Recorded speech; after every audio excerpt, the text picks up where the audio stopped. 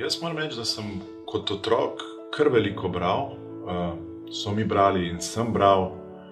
Ena taka pravljica, ki me je, bom rekel, zaznamovala, je bila Ježeva hišica, ki sta mi jo starša, predvsem mama, brala in v slovenščini in v srbohrvaščini, v izvirniku.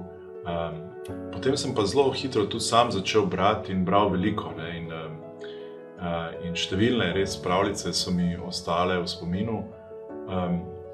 Tudi kasneje mladinske literature, ne vem, vsega Karla Maja, vseh 5 prijateljev, te cele cikle. Tako da, kar se tiče te otroške in mladinske literature, se mi zdi, da ni bil problem.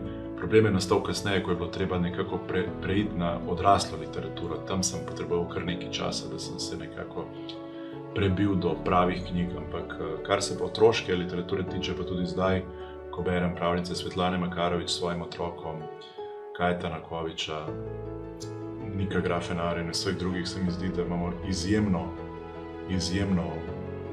zapuščino in še vedno ustvarjamo krasne pravljice, tako da to se mi zdi, da se morda premalo zavedamo, kako bogat pravljični svet ponuja slovenska literatura.